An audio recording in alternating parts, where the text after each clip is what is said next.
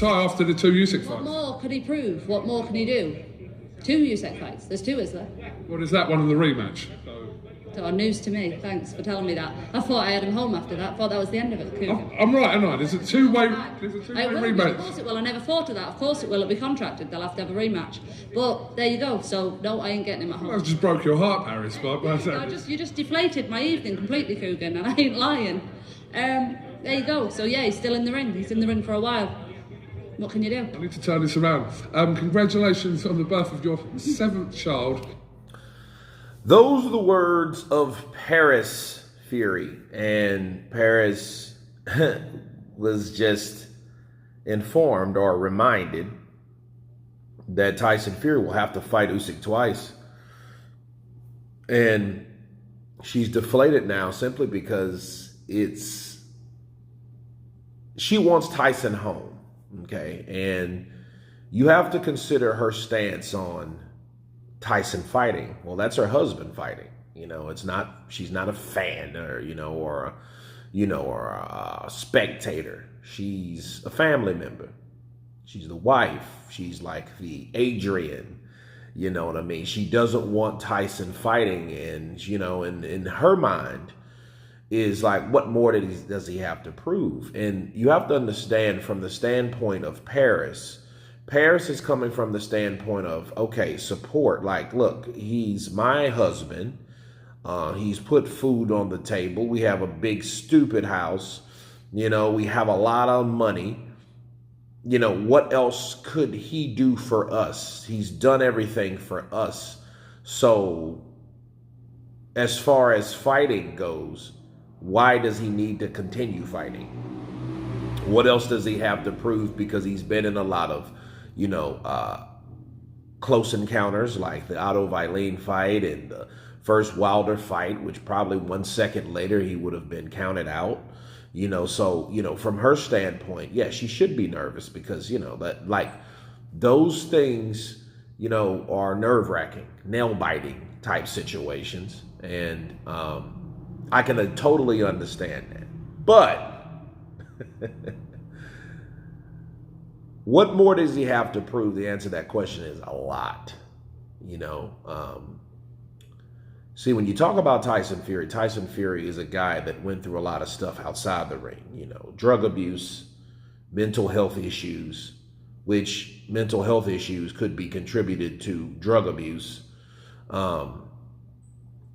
weight gain, and it all spiraled out of control.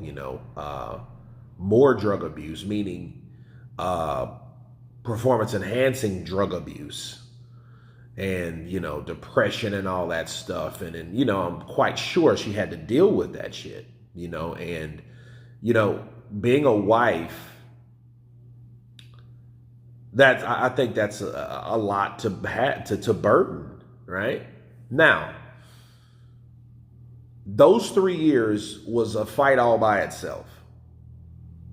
However, when he wasn't fighting other fighters, it was pretty much a big gap into what he could have been doing for his career, for his legacy, and for the people that he should have fought. Which David Haye and Tony Bellew, David Price, like a lot of these fights that he could have had and should have had, he didn't have.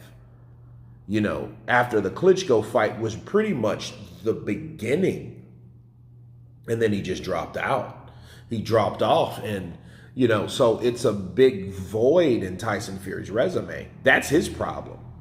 I don't think it had anything to do with his ability. I just think it's his inactivity. It's almost like Keith Thurman without the Pacquiao loss, right? Because it was, Keith Thurman had other problems, supposedly, with all this. But, he just got beat by Manny, and then that just made Manny, the man, and Keith not. Well, with Tyson, there was no loss inside the ring, but he took a lot of losses outside the ring. But since he wasn't in the ring, we wasn't really sure how good he was, and I still really don't. See, people gauge that, hey, those Wilder fights, okay, Wilder is just one man. Okay, so he had 2 or 3 victories, or however you want to rate that, against one man. Not the Tony Bellew's or the David Prices and all those guys. None of those guys. So he has to do a lot more than what he's done. It's pretty much, to me, Tyson has to play catch up because everything else is just opinion and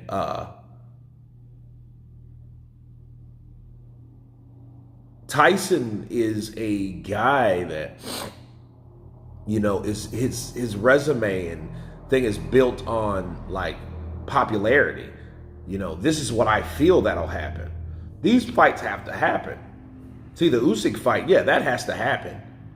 Because it's a lot of guys out there that he should have fought. The AJs, the Joyces, the Zangs. Those fights should have been made, but they weren't.